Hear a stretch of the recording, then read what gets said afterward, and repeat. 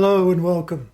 In my last video, I introduced the risk assessment matrix, a visual reason-based tool mediators, lawyers, parties, and insurance professionals can use to identify, grade, and explain different levels of risk in any given dispute. It works by combining the probabilities and the consequences of different potential outcomes. It's only useful, however, if people select well-reasoned levels of probability and consequence for the matrix. There are three basic questions we can ask to help people with this, and I discuss these in this video. First, however, let's quickly review how the risk assessment matrix works. It is basically a table in which each box represents a level of risk, ranging from low through moderate and high and up to extreme. Each box, or level of risk, represents a combination of two things, or two risk factors. One is the degree of probability of an event or an occurrence actually happening, ranging from rare to unlikely, possible, likely, and up to almost certain. The other is the degree of severity, or the consequence of that event or occurrence, and that ranges from negligible to minor, moderate, major, and up to catastrophic.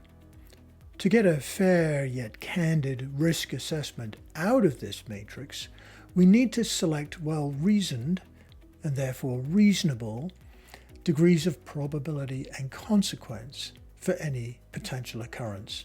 In the context of dispute resolution and trials, the potential occurrences we are looking at are verdicts that might return findings of liability, no liability, comparative fault, causation, specific damages, and so on, depending on the type of dispute and the type of remedy being sought.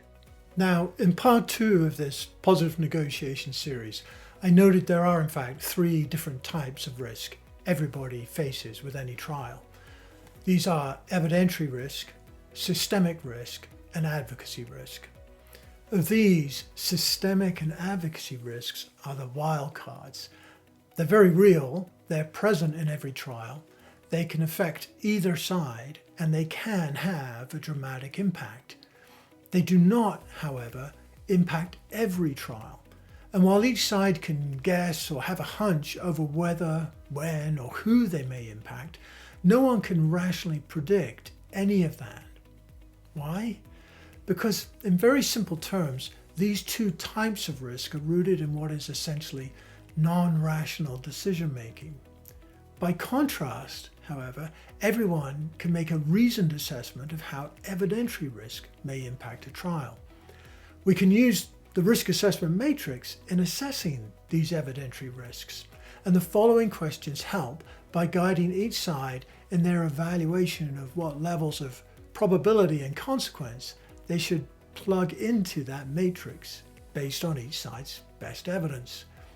Now, a quick note on the structure of these questions. First, they come in a short form to focus everyone on the specific risk factor, and then they break down into 2 parts that require responses based on the different levels of probability and consequence. Second, they focus on each side's evidence and not on any particular party, witness, lawyer, or other person. So no one should take them personally. They're not personal. Finally, each question asks what a jury will find from this evidence, not what each party has already concluded from that evidence. As hard as it can be, everyone needs to work as hard as they can to be objective, and thinking how a jury would think is the best way to do this. So the first question, in its simplest form, is this: will a jury find the evidence credible? In its 2 subparts, this breaks down to what is the probability a jury will find this evidence is true, accurate, and reliable? And the options come from the probability side of our matrix: rare, unlikely, possible, likely, or almost certain. And then, so what would be the consequence of this? And the options here come from the consequence side of the matrix: negligible, minor, moderate, major, or catastrophic.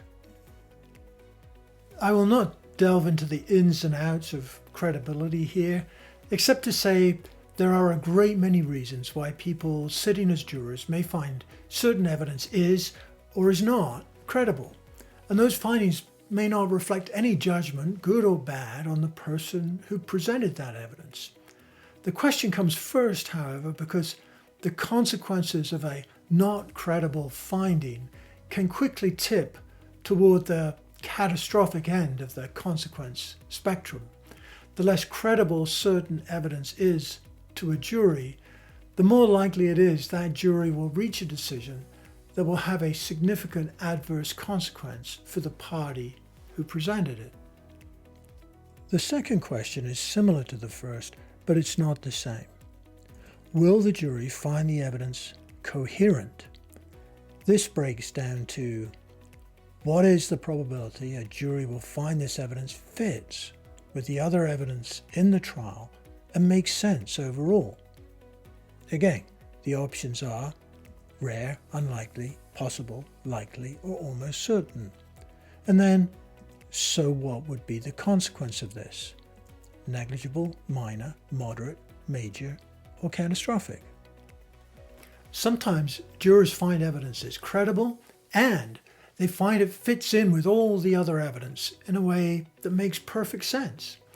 Other times, jurors might find evidence is credible, but it just does not fit into a bigger picture that they can clearly comprehend. Again, there can be many reasons for this. The problem or risk with this is most people feel uneasy with any given claim, defense, or argument if the evidence supporting it doesn't fit together and make sense. That can also have significant adverse consequences for whoever presents that less than coherent evidence. Now, these first two questions really focus on how well the evidence supports a given side's claims or defenses.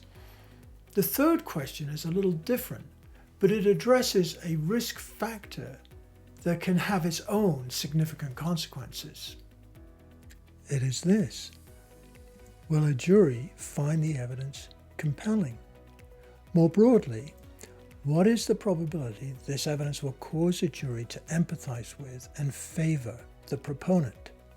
Rare, unlikely, possible, likely, or almost certain. So what would be the consequence of this? Negligible, minor, moderate, major, or catastrophic? One can have the most credible and coherent evidence, but if it doesn't move jurors on a gut level, it may not be very persuasive, meaning it may only be minimally consequential. On the other hand, there can be evidence that is so moving that it grabs everyone's attention, even if it's not, for example, perfectly coherent. And that can trigger a much more consequential response from a jury.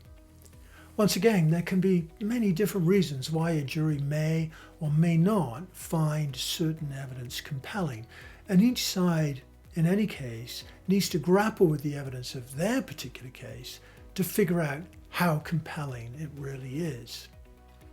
So, why use this matrix and why ask these questions?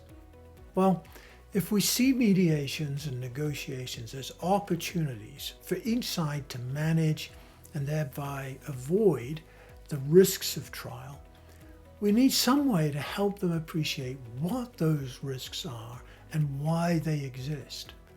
The risk assessment matrix is simply one way we can help people visualize what levels of risk they face with a trial. And addressing these three questions can help individuals understand why those levels of risk exist. In my next video, I'll discuss the bell curve of risks, a different visual tool we can use to help people see how these different levels of risk can impact negotiations. I look forward to seeing you then. Until then, goodbye.